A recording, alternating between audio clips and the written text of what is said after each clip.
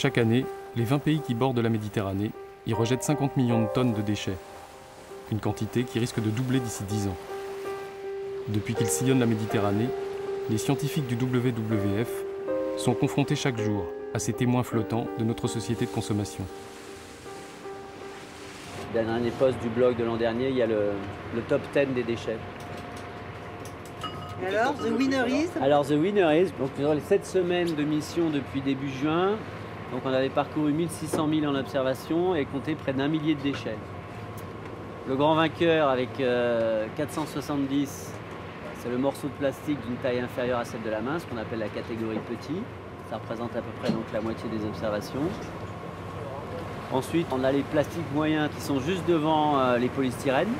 Ensuite, on a les bouteilles qui sont surtout en plastique. Et puis après, il y a tout ce qui est ballon, les engins de pêche abandonnés neufs. Moi, j'attends toujours ma planche à voile, mais ça vient pas pour le moment. Face à ce qui apparaît comme une urbanisation à outrance des rives de la Méditerranée, l'état de santé des grands cétacés est devenu pour l'équipage du Columbus une sorte de révélateur de son niveau de dégradation, mais aussi une façon détournée d'attirer l'attention sur une question qu'il est peut-être urgent de se poser. Où en sommes-nous vraiment avec nos déchets? La mer, elle envoie immédiatement ce qu'on lui donne. Comme depuis quelques dizaines d'années, on lui donne plutôt des choses pas bonnes, on voit directement les impacts. Dans l'esprit de la plupart des gens, il y a encore l'idée que la mer c'est tellement grand que ma foi, tout ça va se diluer, tout ça va, on ne sait pas très bien où ça va, mais c'est pas grave. Et on ne se rend pas compte que les 6 milliards d'êtres humains, 6 milliards et demi d'êtres humains, ça a une capacité de pollution extraordinaire. C'est des milliards de sacs en plastique, c'est des milliards de morceaux de plastique. Et que du coup, on arrive, même si la mer est grande, effectivement, on arrive quand même à recouvrir la mer de centaines de milliers de morceaux de plastique. Donc on commence à avoir un réel impact. Ça, je ne pense pas que les gens soient encore réellement conscients.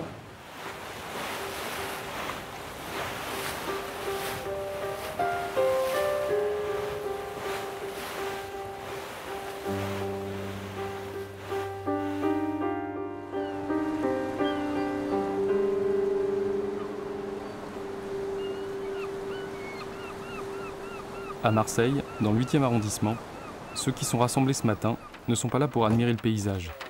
Ils font partie d'une famille en pleine expansion, ceux qui, un peu partout, ont déclaré la guerre aux déchets. Donc très important, quand vous avez complété vos sacs, une fois que vous avez fini le nettoyage, vous vous réunissez ensemble et vous remplissez la fiche en vous mettant d'accord sur le nombre de sacs que vous avez ramassés. C'est en comprenant où les déchets se trouvent, quel type de déchets on a, qu'on peut réussir à mettre en place des programmes vraiment mieux adaptés aux personnes cibles qu'on a identifiées, les fumeurs, les pêcheurs, et donc de mieux agir à la source. Ce matin, ils sont plus de 1000 bénévoles répartis sur une zone de 60 km le long du littoral. Entre Cassis et La Ciotat, ils vont passer la journée à nettoyer la côte rocher par rocher. Une tâche laborieuse, mais particulièrement révélatrice de nos comportements. Beaucoup de choses. Oui, on peut dire ça comme ça, oui. Donc effectivement, hein, ça a l'air d'être une zone bien aménagée pour ça, quoi.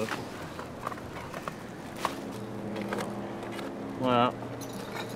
Bon, ce qui est un peu regrettable, c'est que les gens ramassent pas leur merde. C'est dommage.